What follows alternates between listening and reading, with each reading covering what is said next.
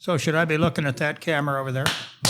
No, you just look That's at why us. they're where they Unless are. you don't want to look at us. No, I'm just He fine. is pretty ugly. I am too, so it's okay. Already did it. Can I do it too? Yeah, we can all do it. That's when he tries to say, Becky Witt, Cody Gaddie, how are we? Hey, I just want to point out that this needed to be 2 different episodes. So now we're going to have to go 2 hours. And then I'll just split it up. I'm just telling You're you. a very sick human being. You're just like twisted and have these. This needed to be 2 You probably separate need some help. episodes. You're condensing the content here. This is going to make us have to record remotely. What'd you say about going sideways? Yes. Okay. It just we're happened. there. Okay. Yeah, All right. it already happened. Just checking. What did you say to him? I said David will take this sideways. I guarantee it. I can't stop it. There's nothing I can do. Becky, you said something last night that stood out to me. No, you got to introduce everybody. Becky Witt, Cody Gaddie. Everybody knows who Becky Witt is, and everybody knows who Cody Gaddie is. Okay, but we just need to let people know that that's who we happen to have here Didn't today. I already do that? No. You just said Becky, I think. Okay, so let me explain something to both of you. That's 2. I always get a call after a podcast episode happens, and he's like, "You remember you told me that I didn't this or I did that?" Yeah, It happened once. you were right. Hey, be careful with that cord. I'm not touching anything because you configured this rat's nest. We don't have any hiss. That's good, right? Yeah, We have random cables not connected, though. that's Cody, how do you live here? This is awful. It's like 100. I know now we have this. This is hot. This is opening in an oven. Yeah. Yeah. Yeah. It's hot. But it's like this all the time? No, this is the worst time of the year. Why don't we have this conference in January? Yeah. I don't know. It'd be beautiful. It would. get you guys out of the colder temperatures and everything else. That'd be But fantastic. So January it is, right? January, Next year? I'm telling you. Yeah. January, February. I mean, December. You can golf. Perfect. Yeah. Come down here and go golfing. That would be Bad. good. See, he figured it out. Yeah. So last night you were talking, or maybe it was this morning, and you said that you had retired, but you were coming back to teaching. Can you tell me why you decided to come back to teaching? I think it comes back to passion. Okay. I've been through a lot in the last 8 years, lost my spouse, didn't want to go to work, didn't want to have the shop. And I bought a Harley. Okay. I wanted something that was going to help me look forward and something that was going to help me make friends. Because when you lose your spouse, you're not a couple anymore. Yeah. So there goes the whole thing. Yeah. So I bought this Harley, and holy mackerel, have I had fun. Yeah. And along the way, I got reinvested. I refound my passion with the shop. I came to some classes, and I made some drastic changes. Having a business, owning a repair shop is a lot like going to Vegas and putting everything on the red 7 Yeah. in a lot of respects. Yeah. You don't just, you got a job, you can quit the job, you can be working tomorrow. You got a business, you can't do that. Yeah. Absolutely. You're stuck. I mean, that's where you are. Yeah. And whatever goes wrong, it's your fault. Look in the mirror. You got nobody to blame but yourself. You're alone. And I had a technician that I won't talk about, but it was time to split up.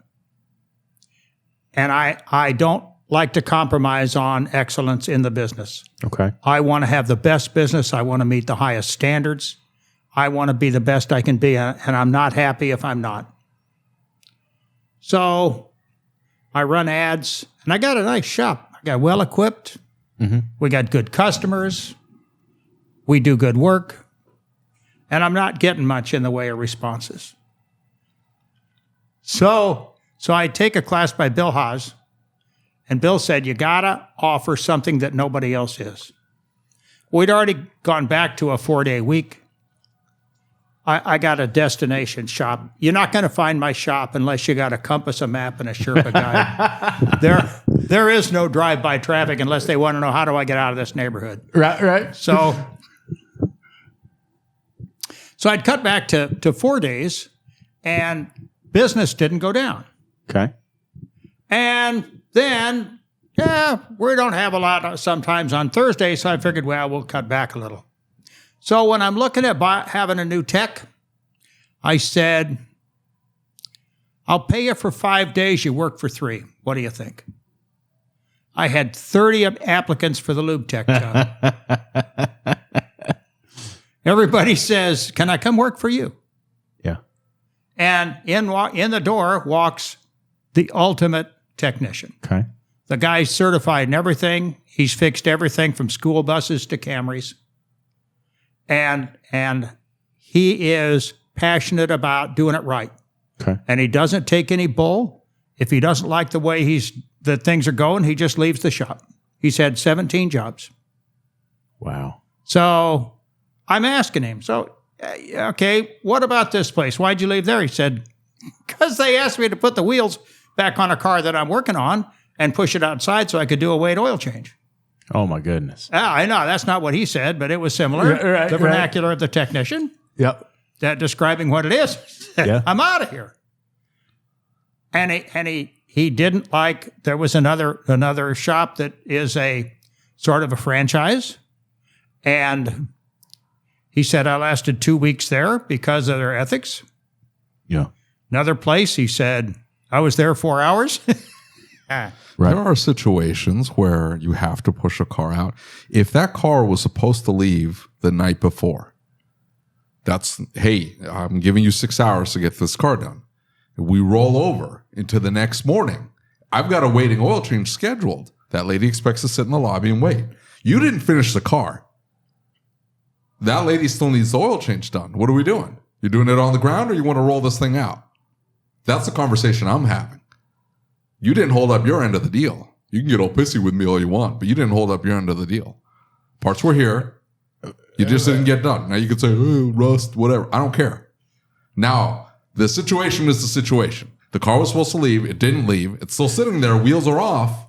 How are we solving this new problem now that we have a waiting oil change? I don't know. Because, a technician like Becky's talking about shouldn't be doing oil changes in the first place. No.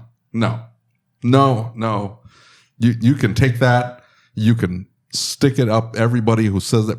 No. Hey, you want to know what differentiates my shop from everybody else? Everybody does the oil changes. So everybody in my shop does oil changes. The guy doing your inspection is not the lubie that just happened to start last week. The guy that just got trained to sell air filters and brakes and oil and whatever, because that's all he knows.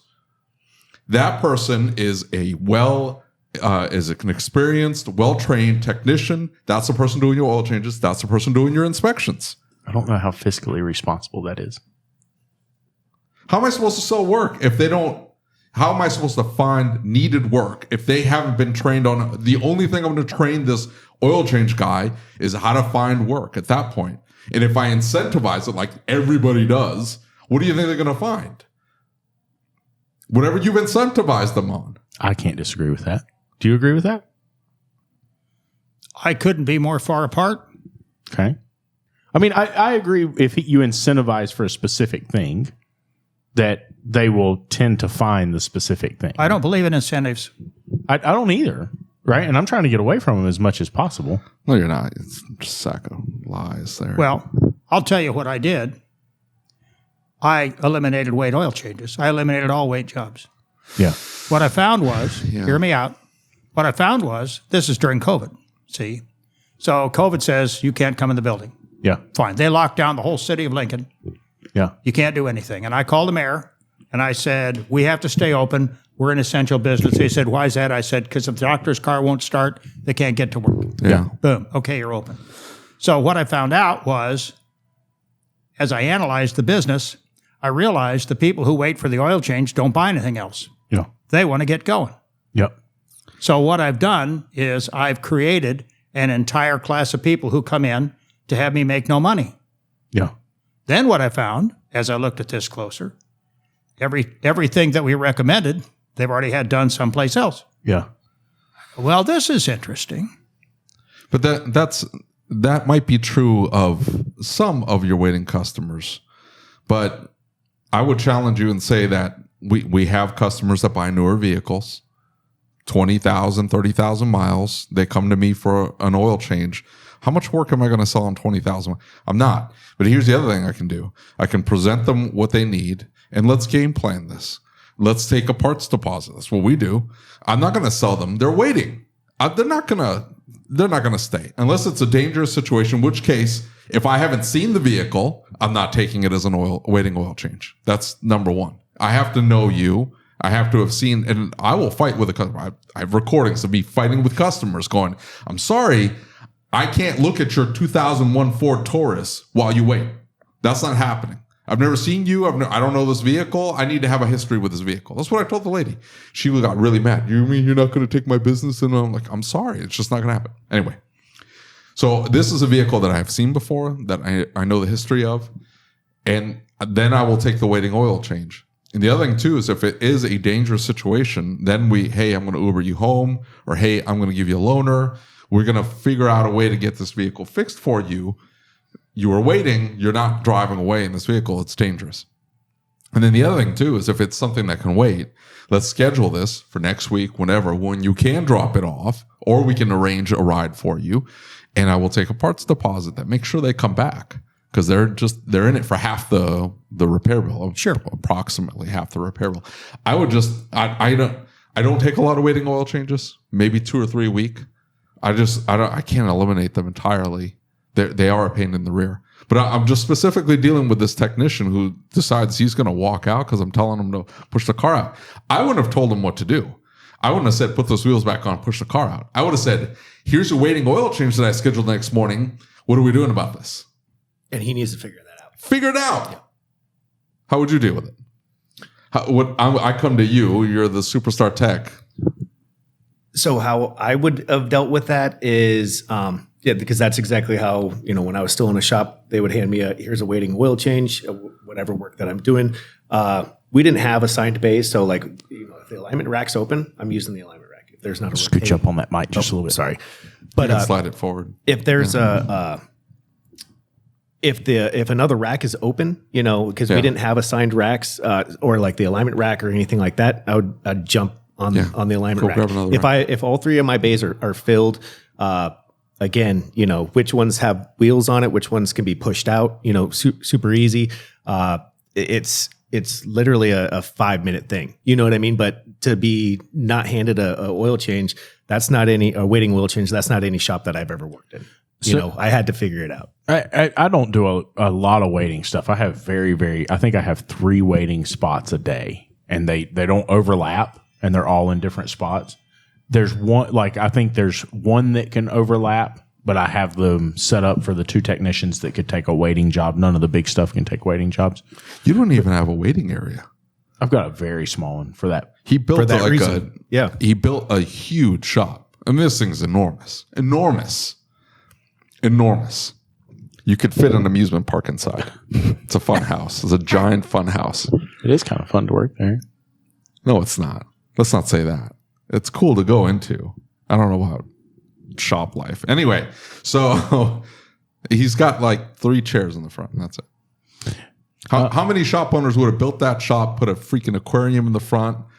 What was it Jeff said? Put the window so they can look at the technicians like they're in a fishbowl. Windows so you can see the technicians while they're working on cars, in a kid play area and all that nonsense. Screw that noise.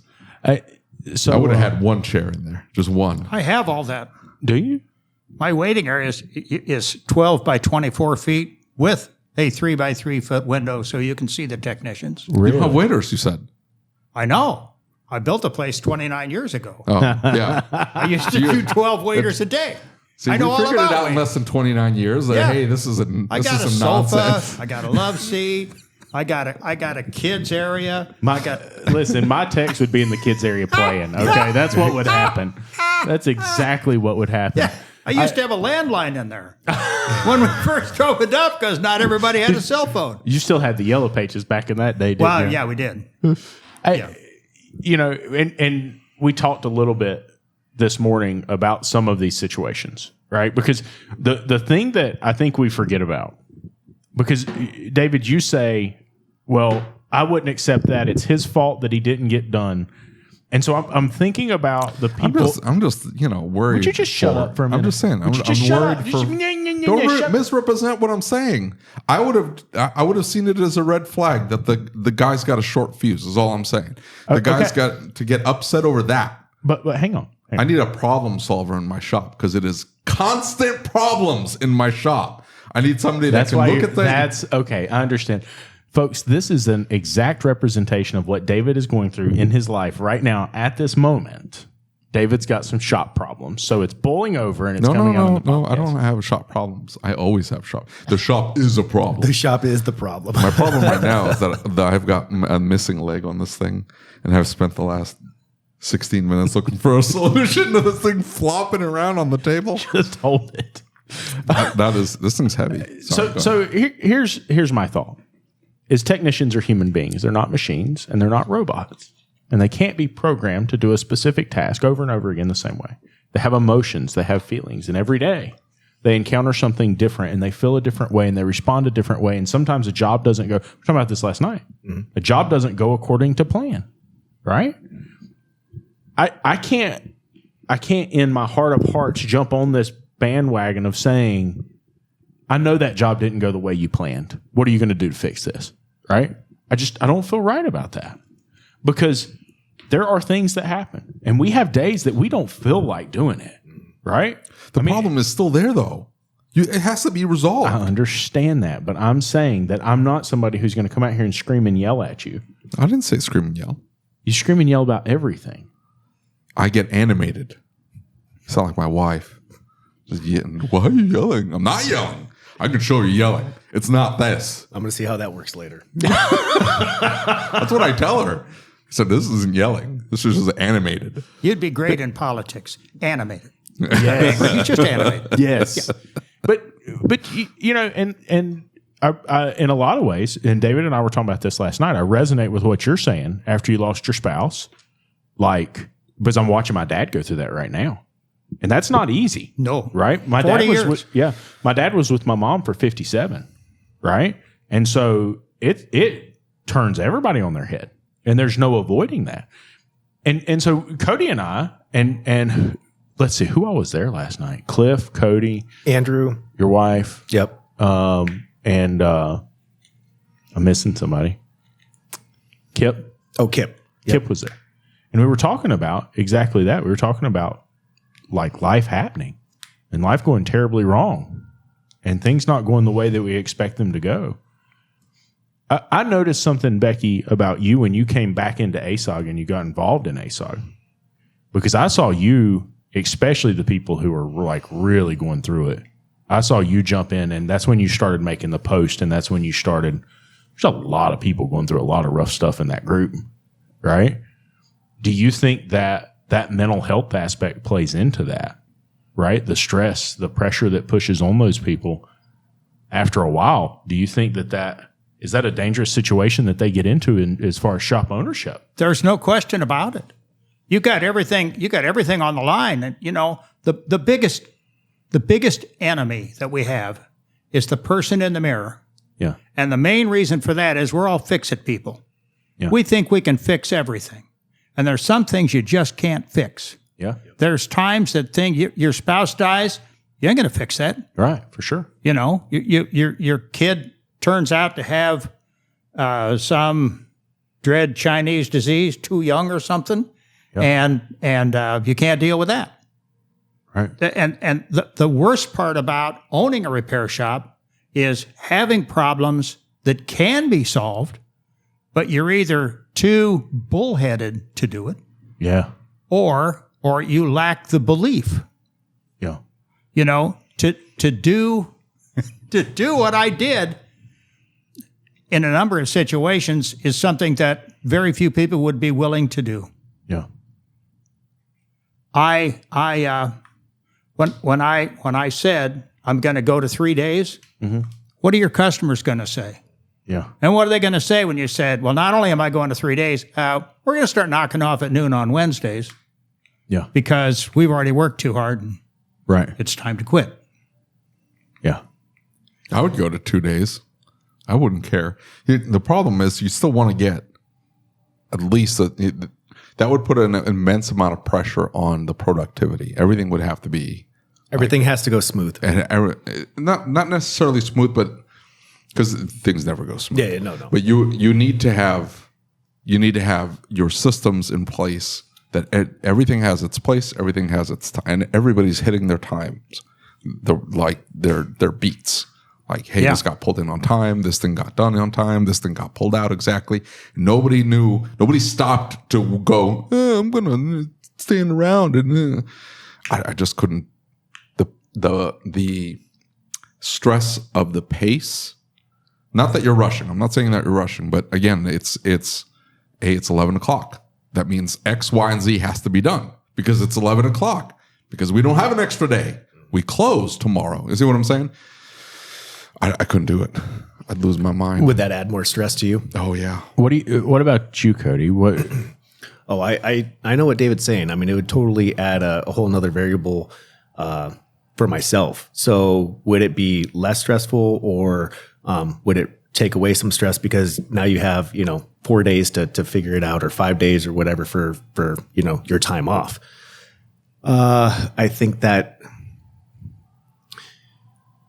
I think it would add more to my plate. Do you have like 50 loaners? Well, I wish. I have 8. Yeah. See, the loaners I think would fix it because then it's like, here's a loaner, go away. Right. Yeah. And you'll get your car back when you get your car back, and we're working 3 days. Thank you. And we don't have promise times. Yeah. Not only do you not wait for the car, you can't wait for the car. I don't care if it's a light bulb. You can't wait because that means I have to interrupt somebody. Yep. When I interrupt somebody, their train of thought is gone, and that's where mistakes happen. Yep. And this is how I explain it to people.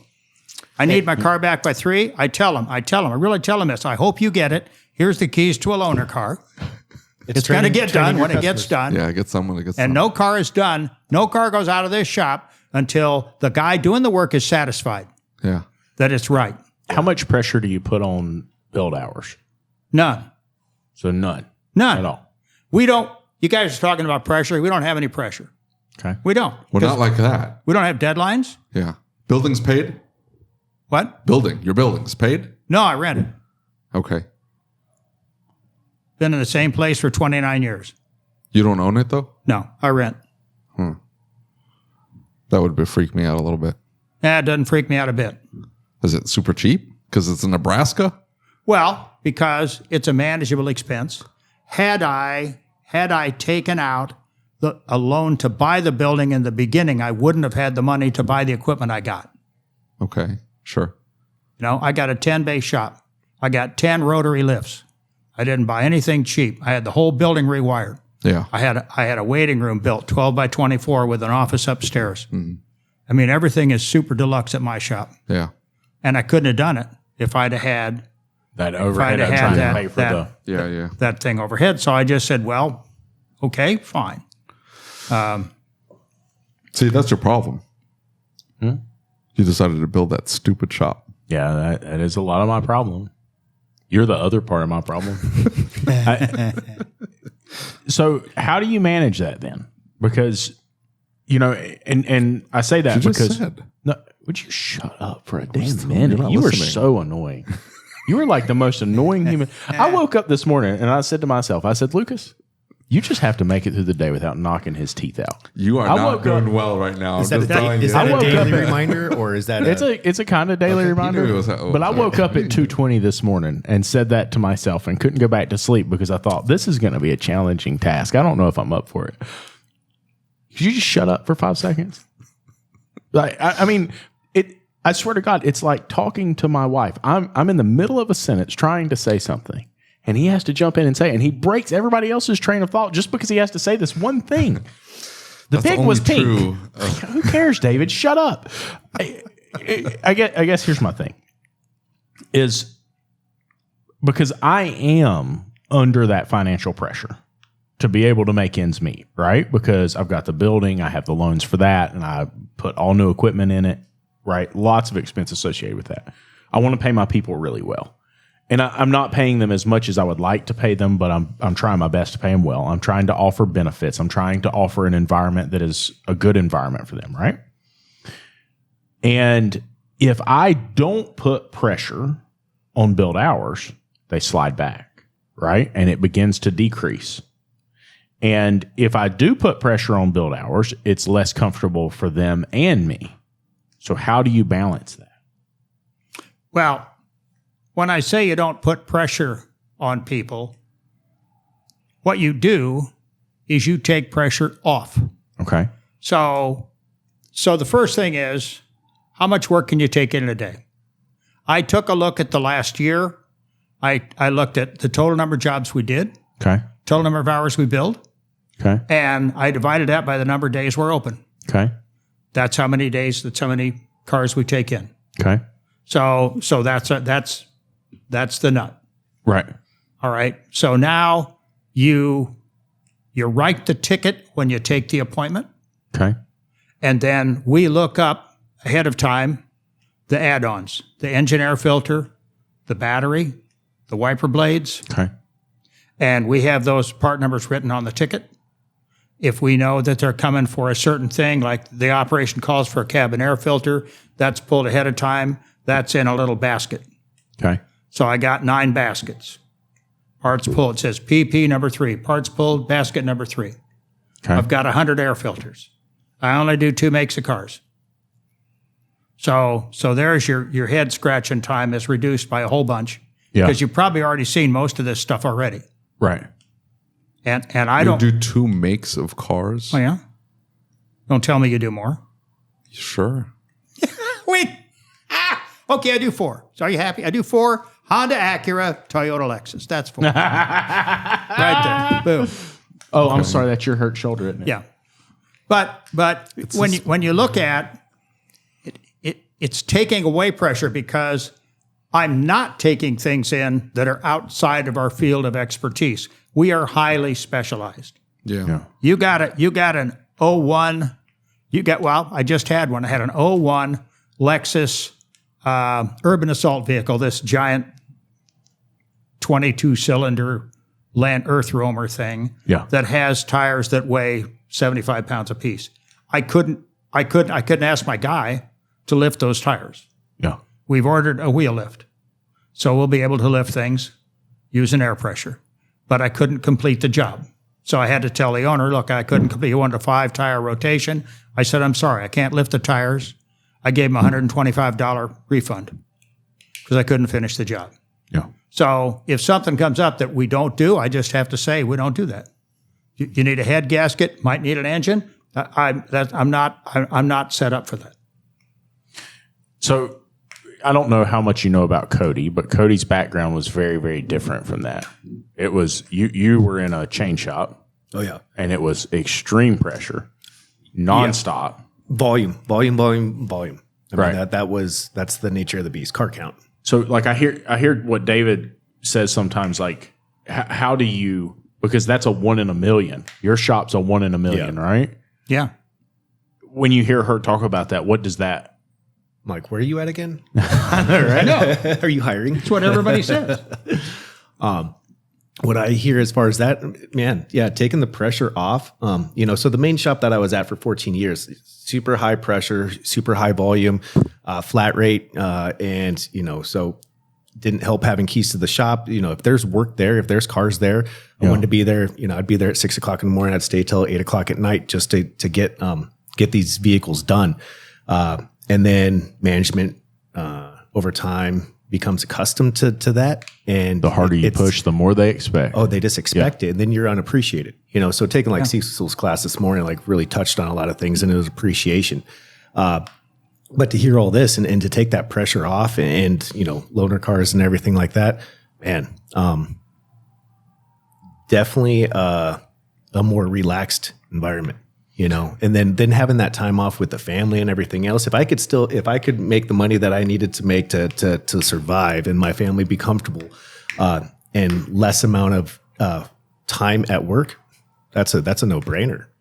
I read 2 studies recently, and the 2 studies talked about 2 aspects of American life, and one was a study where they were talking about the rates of cancer in the U.S., right? And they said 50% of the cancers in the U.S. were preventable, right? And that's a big number, right? Like a huge number of people.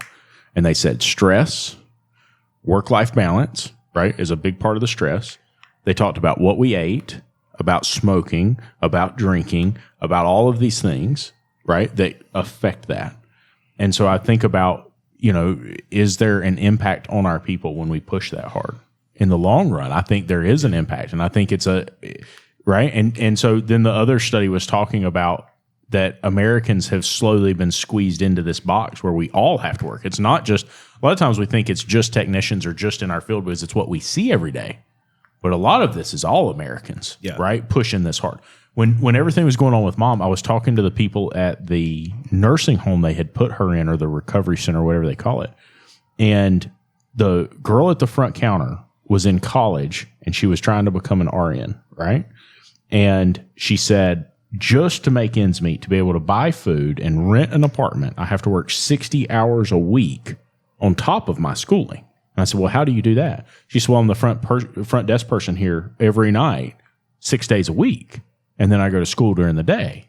And I'm like, well, right? Like, because that's not really a conducive environment to learn when you're that tired and you're pushing yourself that hard. And she's like, well, it's a fairly easy job. For the most part, I just can't go to sleep. I have to be awake. Yeah, but your mind starts playing with you after. Yeah, I know, right? Like you begin to, and so is that doable when you're in your 20s, though? Yeah, that is doable when you're in your 20s. Yeah, I will say 20s, that it's completely different. Now, if I don't get 8 hours of sleep, it's a whole different buddy. story. Past 9 o'clock. Yeah. Past 9 o'clock. Yeah. I'm worthless. I'm kind of worthless anyway. Like, but I'll return the phone call 3:30 tomorrow morning. You know what I mean?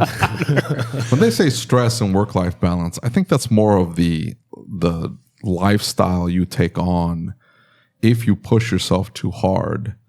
For example, it's very common when I was in the parts store, it was very common to see a parts store, somebody that just got promoted to be a parts store manager.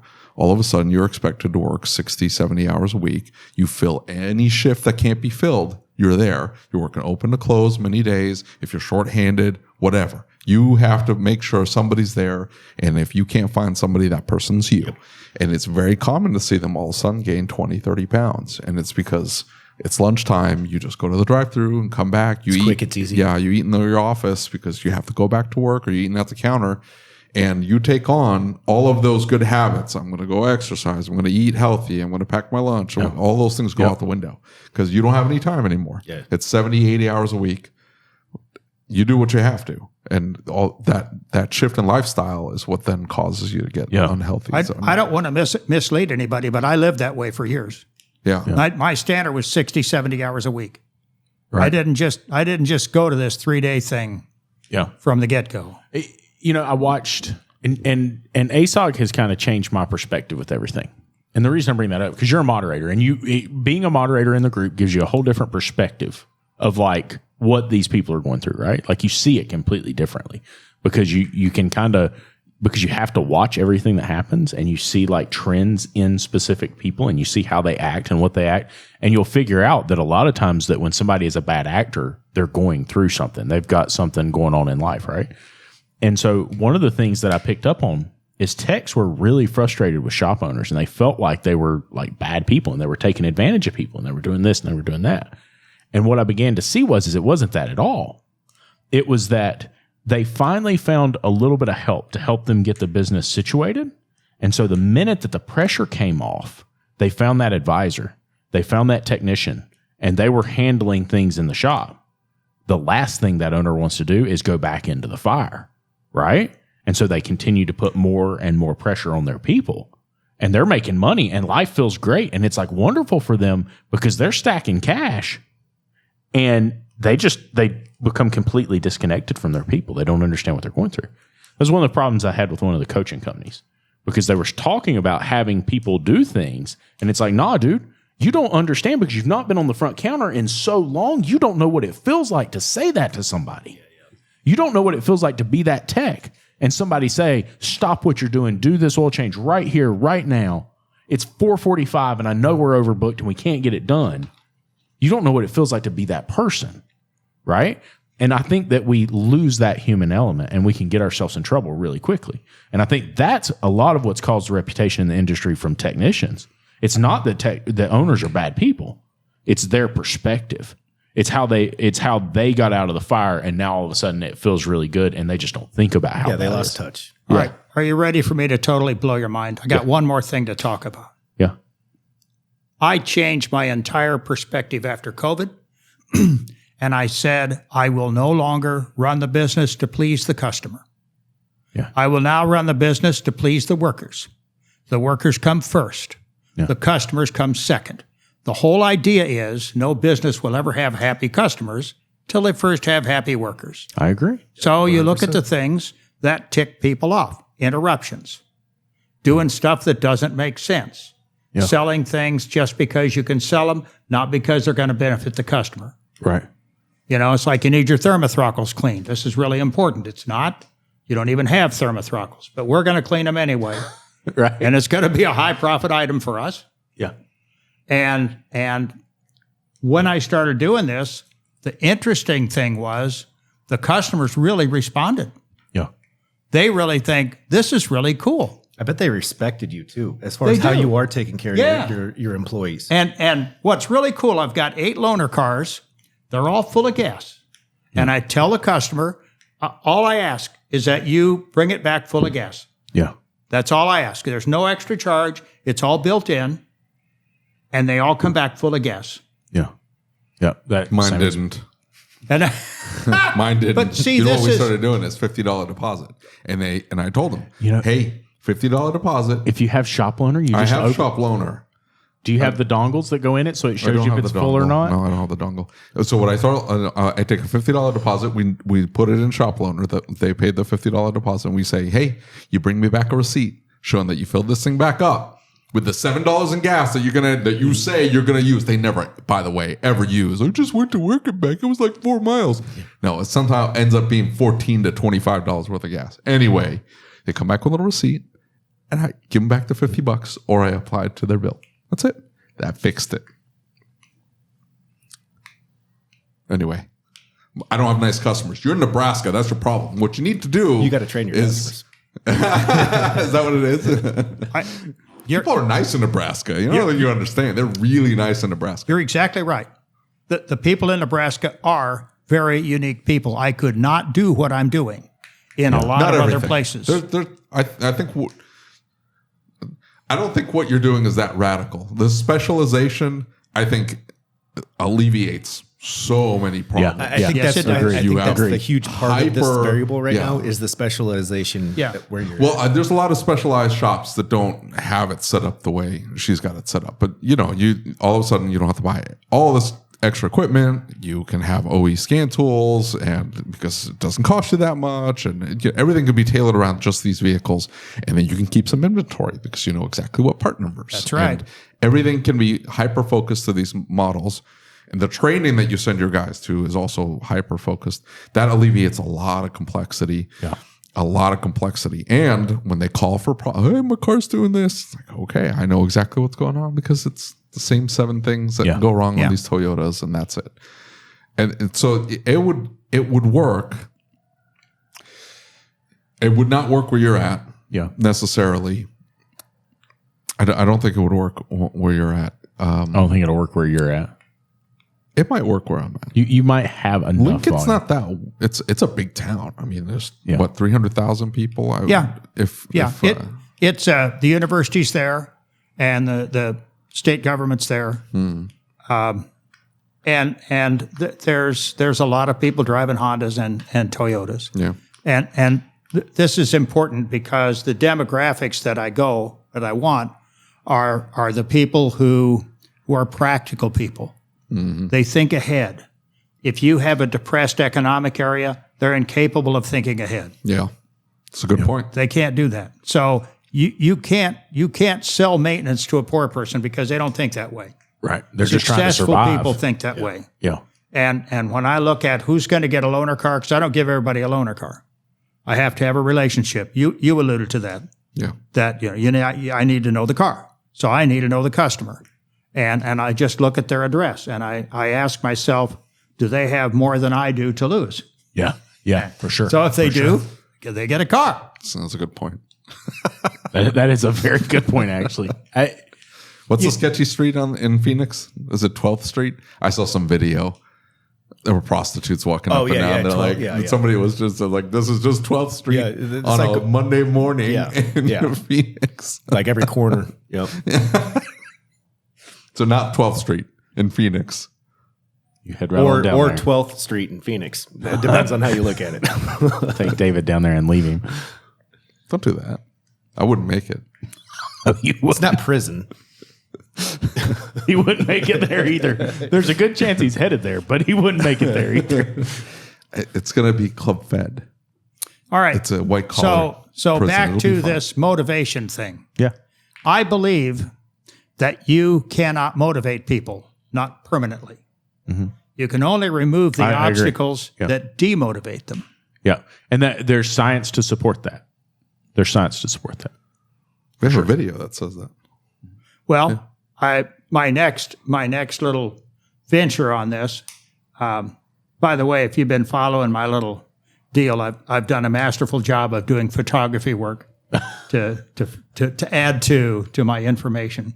But the next is going to be a stop sign, Okay. and that is, what do you do to stop your technicians? Yeah.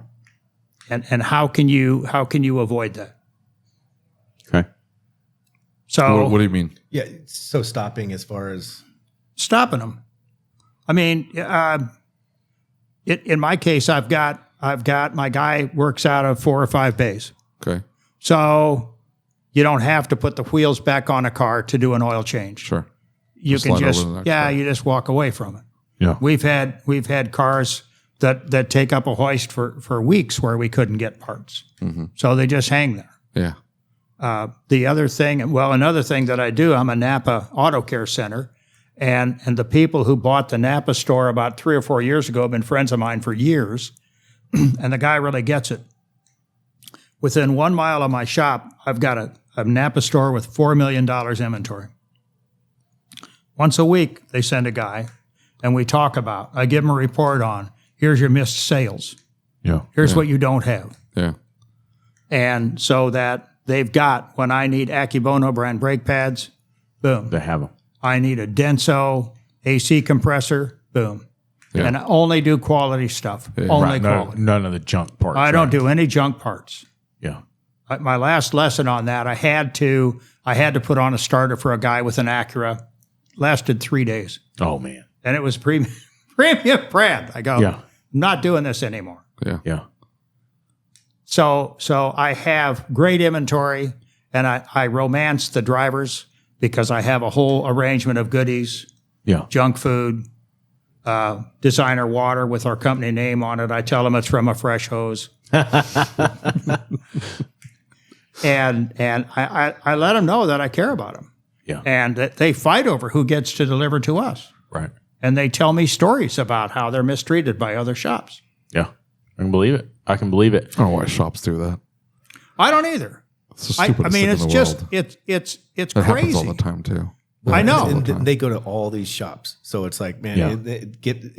you don't think that all the delivery drivers talk? Yeah. You know what I mean? yeah. It's like you want to be known as that shop. They talk, but if they know the shop is, they go out of their way to take care of the shops that are nice to them, sure. that are friendly. Your first stop. Yeah. Well, sometimes they can't do that, but they make sure to pick up your returns, Right. and they make sure that, hey, I saw that this wasn't right. They take extra care to pull the right parts, that they're not in a hurry, and they say, hey, I just wanted to double check and make sure that's a 753 and not a 735, whatever. Yes. They make but you wouldn't believe how often shops are dismissive, rude, yells at them. Why'd you put that here? Don't you walk in this front door ever again? Just stupid stuff like that. It's like, Yeah. I There's bug still them to people- grab a Twinkie. I go, look, you need a Twinkie. Right. Yeah. You better take a Twinkie. So now I'm painting a picture of a shop that is nice to delivery drivers, has all the parts we need right there, $4 million inventory, plus my own inventory so I can save the minutes. everybody in the shop knows our time is $8 a minute. Yeah. So, and there's just 3 of us. It takes 2 of us to keep up with the 1 technician. And he'll look you square in the eye and he'll say, I ain't doing it twice. Yeah. So his work doesn't come back. The most, and I tell my customers, the most expensive repair is the one that doesn't fix the car. Yeah. And the second most expensive repair is the one that has to be done over because it doesn't last. Yeah. That is a very, very stark difference from what Cody and I were talking about last night, because you were sharing your experience as a mobile guy, right? The difference between the shop that's got it together and the shop that doesn't.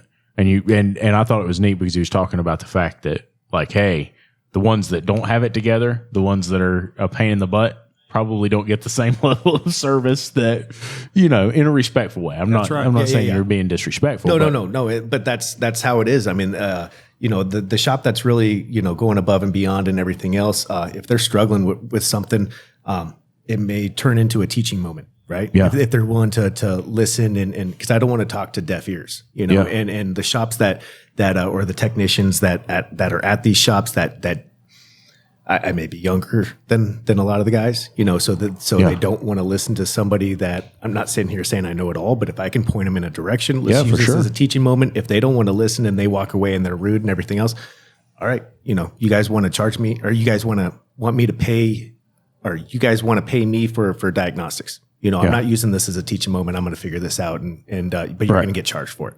Yeah. Now if it's a technician with open ears, wants to learning, pointing him in a direction, that's fun for me. But there's a lot of shops where guys they're not the shops here at the training. Right. They that's what I was getting ready to say is we're so everybody knows we're at Sunrise, which is the Southwest Auto Professionals Trade Show, Phoenix, Arizona. Yep. Right. Awesome venue. Wouldn't you agree? Probably one of the coolest venues I've been to. Yeah. This is super. Yeah. Yep. And so, you don't see those guys here. Yep. Right. And you don't see those guys engaging in any training at all. You don't see them doing anything. Right. They're along for the ride. Right. Are we making an impact? Right. And I guess that's my question for you two. Is this changing? Are things getting better? Because we were talking last night.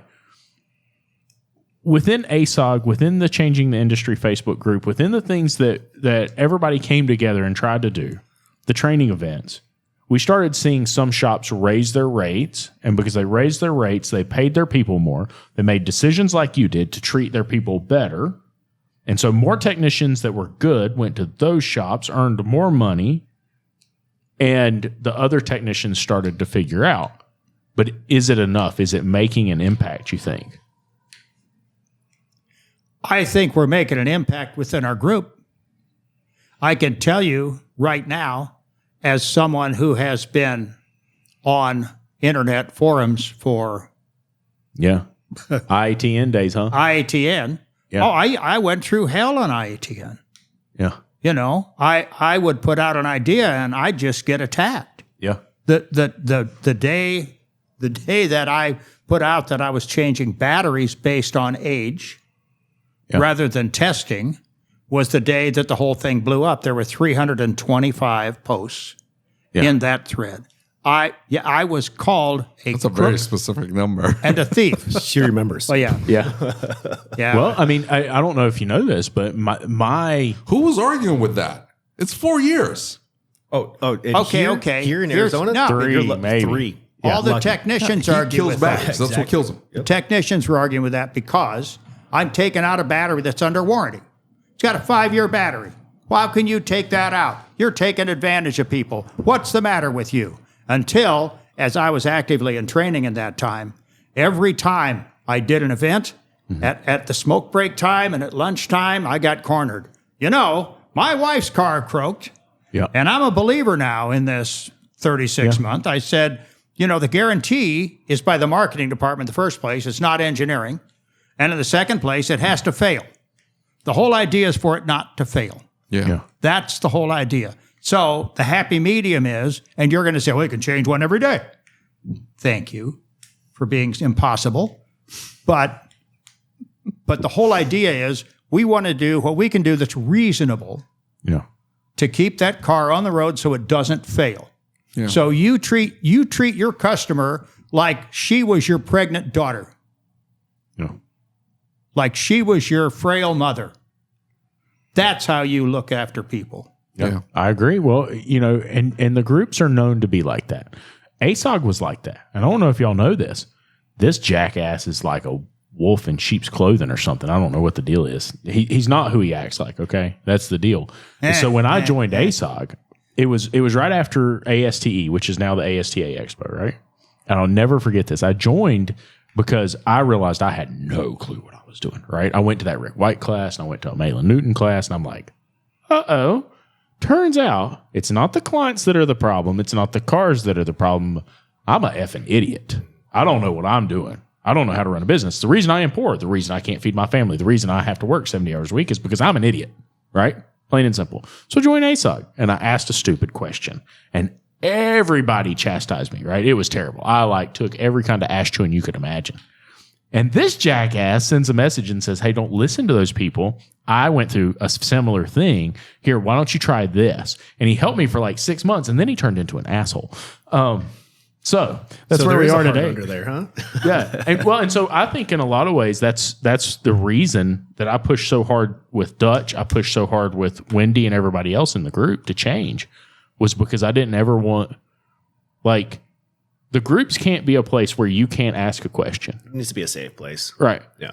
Yeah. You got to be able to come to them. And now, if it's a completely stupid thing and you're doing something stupid, you need to hear the truth about it. Yeah. But don't be an asshole that just doesn't answer. You know what I'm saying? And so I think that we've kind of curated it to the point that it's a very solid level of communication within the group, that if you have a question, somebody will jump in and answer, and it will be a respectful answer, and people will jump out and help you. So I think we're making an impact. What do you think? I mean, have you seen an impact? Is it changed, do you think? Not just because of ASOG, but because of the training events and Scanner Dander. So yeah. I feel that, so ever since I joined Facebook and got a part of these groups and everything else, I got to see, obviously, shops like Dutch's and seeing how ASOG and everything else. And this made me realize, man, I'm not in a shop like this. Yeah. That there's something better out there. So it started, this is me stuck at a shop for 14 years thinking that, this is where I'm going to die or I'm going to retire or whatever, that there's no light at the end of the tunnel kind of thing. And I want to continue progressing and getting, doing better and everything else, made me open my eyes that there's other shops out there, and it made me pursue another shop. That being said, COVID happened. So it was just a weird time for everybody at that time. But if it wasn't for the networking and the social media and stuff, I wouldn't have pursued that. Then, I wouldn't have pursued me being out on my own. I wouldn't be where I'm at now if it wasn't for everything that's happened. Now, everything that has happened as far as from COVID and everything else, our wages have gotten better. I see in shops changing the way that their structure. Some shops going off a flat rate. Some other shops, $10 raises per hour that are flat rate. I mean, it was a huge jump. Also seen a lot of shops where now they pay 100% of the family medical. Man, that's $10,000 a year right there, at least. Right. Right. That's a raise right there. Yeah. So I've seen a lot of growth within I know for myself, but just even in the industry and as a whole, I still feel that we have a ways to go, but I think it's getting better, but raising the awareness is definitely, needs to be there. It was a huge wake up call for me because I was getting really frustrated with Flat Rate Master Michael Burke's content, right? Not his content, but the comment section in his content, because all of the text got in the content and they said, I can't believe blah, blah, blah, blah, blah, blah, blah. And owners are bad and they're terrible and they're this and that. And then I slowed down for a little bit and I got to thinking about it. And that was the experience they all had, right? They all had that experience of working for somebody that didn't care about them, that was only interested in the money, that whatever it was, but they all had that experience, right? And Jeff talks about it a lot on the Jaded Mechanic, because one of the things that I thought was so interesting about Jeff's perspective is he said, you don't understand until you work for a dealership that a grandchild or a child takes over after the parent passes away after they built the dealership. And now they're the dealer principal. and they've never worked a day in their life for money. They've been handed everything. You don't understand how that feels. Or they work in the dealership and they're not treated the same way you are, and they get all these bonuses and they're driving these nice new cars. You just don't understand. Like you're working your tail off just to survive and be screamed at and yelled at, and they do nothing and they just walked into this. And he's like, I'm not saying that it's necessarily unfair. That's not kind of what he was going at. He was saying it's this realization and it was rubbed in your face, right? And I think we've got a lot of that in our industry. I think there's a lot of shops that have treated technicians like that. And I think that we've got a lot of work to do to mend that. Unfortunately, I think a lot of the good technicians aren't coming back. I think they're going to get out or they're going to retire. And then we're going to have to figure out how to fix the fact that we've got technicians telling 50,000 kids, don't get into this. Yep. Don't do this, right? Because every single post you see, they're saying, I wouldn't do this. In our comment section, right? The best thing you can do is not become a technician. And flat rate masters in your comment section, I just tell people they shouldn't get involved, right? And so we've got some work to do to fix that. There's definitely work to do. Robots. Yeah, robots. There's definitely work to do out there. But like I said, I mean, I feel like there has been an improvement. I've seen a lot of shops like take constructive criticism and have changed, and trying to pay for their top these top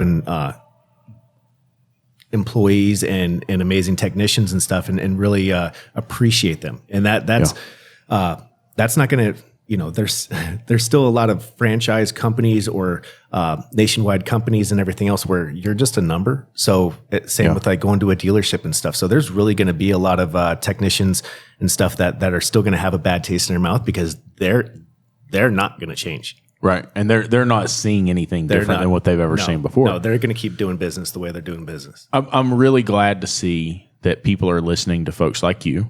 And so like they're listening to Paul Danner, they're listening to Cody Gaddie, they're listening to these folks who are giving them good information and learning to become better technicians. They're listening to Becky Witt, they're listening to Dutch Silverstein. They're saying, okay, they're students, right? And they're listening and they're taking action and they're doing something about it to make things better for them, which in turn improves things for the other people in their circle, right? And so I'm glad to see that at least we're seeing some change, even if it's just within our little circles. Yeah, and I don't, if you think about it, how much change do you think this is? It's going to be a process. Yeah, it's going to be a process. But I feel that we're going forward and not backwards. Yeah. The last time that I talked to you guys, I felt that I was going backwards, or the whole industry was going backwards. I was pretty negative, and a lot of that was just getting adjusted because now I'm in and out of shops instead of just being at one shop. Yeah. And then I realized that it's like, man, there's not a single shop in town that I would work for. Right. Yeah. And before going in and out of these shops, I'm like, oh, look at that shop over there and their reputation and everything else. And then what you're getting called out for and what's you get to see behind the scenes. You're like, yeah, I don't agree with that. Yeah, for sure. I don't agree with that either. So it was to sit here and say that we're gonna that we're making a difference. That was a pretty eye-opening experience. Yeah. Like, no, this industry's gone downhill. Like, how are we gonna fix this? Yeah, a lot's changed just in those last couple of years, though. I agree. I agree. And you brought up something about this particular event. Is there are people right here within 5 miles that had no clue this event was happening. Yep. And so I think we have a responsibility to tell people about ASTA Expo, to tell people about this event, to tell people about Vision, to tell people about Apex, and get them to these events, to get them training so they can help be part of the change that we need to see in our industry. 100%. So everything that changed the direction of my career and everything else was Super Saturday. Yeah. That one event that I paid for out of pocket, no shop sent me there or anything else. It was, and that came from networking and Keith DeFazio. Shout out to Keith. I mean, he pushes so much behind the scenes. People don't realize unless you know Keith. Yeah, for sure. And he almost was like, you better be here. Like a guilt trip. Like, no, you're coming. Yeah. I'll see you there. And I'm like, crap, I got to figure this out. Right now I got to go. And thank God I did. Yeah. Just So now if every shop sends a service writer or the manager or the owner or whatever get to some of these events, it's gonna change. Yeah. But you have to go. Yep. I would still be in the same shop. I'd be there 16 years. You know what I mean? I would still just be stuck. Yeah. So how do we grow? How do we go forward these events? Yep. I agree. Thank you for saying that. This is one of the reasons I'm going back to live training. Yeah. I love live training. I love throwing Twinkies. I love the presentation. I love making Twinkies. everybody laugh. That's awesome. Yeah. Yeah. It's just a hoot. Well, we appreciate you being here for us and, Thank you. and lifting the industry up and I taking us to the next appreciate level. the opportunity to reach out to more people. Yeah. And I want to thank you for supporting ASOG and helping me get back in. Absolutely. Absolutely. Ready? I guess. This is in 2 hours. You have something else to say? No, that's fine. That was awesome, guys.